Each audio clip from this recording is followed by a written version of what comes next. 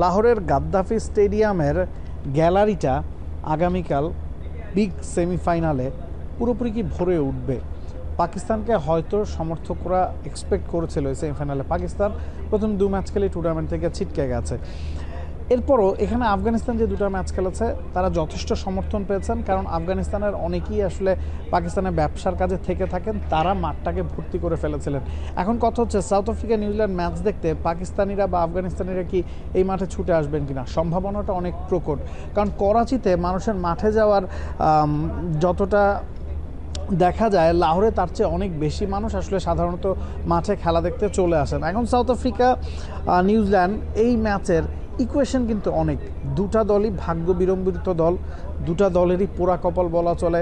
ইদানিং তারা খুব বেশি সেমিফাইনাল ফাইনাল খেলছে, কিন্তু ট্রফি তারা জিততে পারছে না। চ্যাম্পিয়ন্স ট্রফি যখন নকআউট বিশ্বকাপ নাম ছিল, প্রথমবার বাংলাদেশে হয়েছিল, সেটা সাউথ আফ্রিকা জিতেছিল।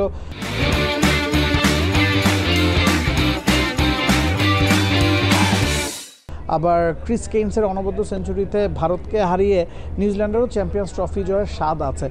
তবে বৈশ্বিক ইভেন্টে বিশ্বকাপ বলতে যেটা বোঝায় সেটা তারা কখনোই জিততে পারেনি। সাউথ আফ্রিকা টি-20 বিশ্বকাপের ফাইনাল হারলো, নিউজিল্যান্ড 2019 বিশ্বকাপের ফাইনালে যেভাবে হেরেছে সেটা আপনারা সবাই জানেন। এই দুটো দলের মধ্যে অন্তত একটা দল আবারও ফাইনাল খেলছে। ট্রফি তারা জিতবে কি জিতবে না সেটা পরের কথা, তবে দুটো দলের জন্য এই ম্যাচটা আসলে খুব বেশি গুরুত্বপূর্ণ।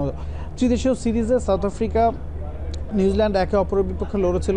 সাউথ আফ্রিকার সেকেন্ড স্ট্রিং দল ছিল, তারা 300-র ওপর রান করে ওই ম্যাচটা জিততে পারেনি। নিউজিল্যান্ড কনভিনসিংলি জিতেছে, 133 রান নট আউট করেছিলেন কেন উইলিয়ামসন। তার জন্য কোনো ধরনের আলাদা পরিকল্পনা কি আছে কিনা টেম্বা বাবুমার কাছে জিজ্ঞেস করা ছিল, বলেছেন নিশ্চিতভাবে কেন উইলিয়ামসনের উইকেটটাই আসলে সবচেয়ে গুরুত্বপূর্ণ এবং উইলিয়ামসনকে ফেরানোটা তাদের জন্য খুব ভাইটাল রোল প্লে করতে পারে। এবং দুই দলই আসলে হালকা চালে অনুশীলন করেছে, কারণ দুই দলকেই দুবাই থেকে এখানে লাহোরে আসতে হয়েছে।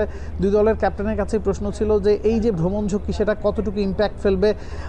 মিচেল স্যান্টনার বলেছেন সে কারণে তারা একেবারে হালকা চালে অনুশীলন করেছেন, কারণ প্লেয়াররা প্রস্তুত আছে, যেহেতু তাদেরকে ট্রাভেল করে আসতে হয়েছে, বিশ্রাম নেওয়াটাকেই তারা শ্রেয় মনে করেছেন। সাউথ আফ্রিকার ক্ষেত্রে একই কথা খাটে, খুব বেশি অনুশীলন তাদেরকে আমরা করতে দেখিনি। তবে বাবুমা স্বীকার করেননি যে দুবাইয়ে যাওয়াটা তাদের জন্য কোনো রকমের লস হয়েছে। তিনি বলেছেন অনেকেই আসলে গলফ খেলেছেন, ঘুরে বেরিয়েছেন, সেটা তাদেরকে একটা বাড়তি উৎফুল্লতা এনে দিয়েছে। তো সব মিলিয়ে সাউথ আফ্রিকা নিউজিল্যান্ড ম্যাচের আগে ওই দুবাই যাওয়া আসা নিয়ে অনেক কথা হচ্ছে, তবে দুই দলই মাঠের খেলাটাকেই প্রাধান্য দিচ্ছে। দুই দলই এই ম্যাচটা জিততে চায়, ফাইনাল খেলতে চায়। কোনো বড় ট্রফি অনেকদিন ধরেই তারা জিতছে না, সেই ট্রফি ঘুচানোর মিশনে এই দুই দলের সেমিফাইনাল লড়াই জিতে ফাইনালে পা রাখাটাকেই আসলে গুরুত্বপূর্ণ মনে করছেন বাবুমা, মিচেল স্যান্টনাররা। Nabil Kasar, T sports, Lahore, Pakistan.